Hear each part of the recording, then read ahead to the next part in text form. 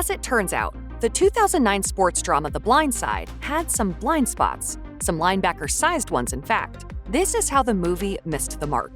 The Blind Side gives much of the credit for Michael Oher's rise from poverty to NFL star to the Tuohy family, who took him in and helped him get into college. Do you have any place to stay tonight? Don't you dare lie to me. But it took many people from other parts of Oher's life to provide the support and opportunities he needed to achieve athletic stardom. In his book, I Beat the Odds, From Homelessness to the Blind Side and Beyond, Oher credits some of his 11 siblings with protecting him when he was a child. He was his mother's 6th child. He also says that even though he and his siblings feared social workers because they didn't want to be separated, he now appreciates that his caseworker did their best to not let him slip through the cracks. Although some of Oher's foster homes were less than ideal, as he put it in the book, some provided at least a measure of security. That said, he would still try to run away to find his mom. The movie does show that before Oher met the Tuohys, he was staying with an athletic coach from his public housing complex in Hurt Village. Tony Henderson, whose last name is Hamilton in the movie, helped Oher get into a private high school. In real life, it was Briarcrest Christian School, not Wingate. To be fair to The Blind Side, most of the movie takes place after Oher has entered Wingate. But that focus still pulls attention away from the other people in his life who did try to help him, including his own family and people from his community. Michael Oher has one main issue with the Hollywoodized version of his life. Namely, it's the film's implication that he's unintelligent, rather than, quote, a kid who never had consistent academic instruction and ended up thriving once he got it. As he wrote in his memoir, in real life, Oher pointed out he was already playing and studying football and multiple other sports when he met and moved in with the Tuohys. In The Blind Side, Oher meets the Tuohys shortly after getting into Wingate, through a friendship with their young son, SJ. It takes a demonstration from SJ and Leanne Tuohy interrupting practice with a family-based metaphor for Oher to figure out blocking. In reality, by the time Oher and the Tuohys connected, he was already running track and playing basketball, the sport he originally thought he'd go pro at, as well as football. The two parties met at various athletic events, and it was the Tuohy patriarch, Sean, who noticed Oher was couch surfing without a stable home.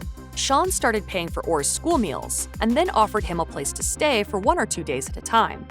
Oher was invited to Thanksgiving, and finally, Leanne asked him to stay permanently. According to Oher, the greatest help that the Tuohys offered him didn't come in the form of football tutorials, but their ability to take care of his most basic needs.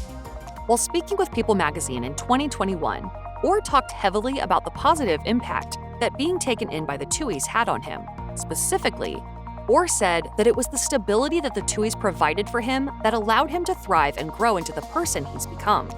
Oher told People, "When I started to see that I had 2 or 3 pair of shoes to wear to school, and I had multiple pants, my mental health started getting stronger. I could focus on school, and my grades started to go up. I was eating so I could focus on other things rather than being hungry. That's when I really started to excel." To the credit of the Blind Side creative team, the 2009 film does shine a spotlight on the Tuohys' efforts to provide Oher with more clothes, food, and shelter. A t-shirt in a plastic bag does not a wardrobe make. However, the film's decision to rewrite Oher's football education results in it turning its focus away from the greatest ways that his adoptive family helped him. Oher told People, "I started to create that path because I didn't have the small things to worry about, and it all came from help. It all came from help from other people and other resources, and without that, I wouldn't be here." Since Oher retired from the NFL in 2017, he set up a foundation called Beat the Odds Incorporated, which helps children from underprivileged backgrounds achieve their own dreams. He also launched an app, Good Deeds, which helps to connect people with resources to those who need them. Michael Oher has never been shy about all the ways The Blind Side exaggerated, if not outright fabricated, elements of his life, his career, and his relationship to the Tuohy family. But things took an even more shocking turn in August 2023, when it was revealed that Oher filed a lawsuit claiming, among other things, that Sean and Leanne Tuohy never adopted him like the movie depicted. He's going to be 18 in a few months. Doesn't really make much sense to legally adopt. In the lawsuit, Oher says that the Tuohys instead manipulated him into giving them power of conservatorship over him just after he turned 18, which put them in the position to control his business deals because he was led to believe it would make him a legal member of the Tuohy family.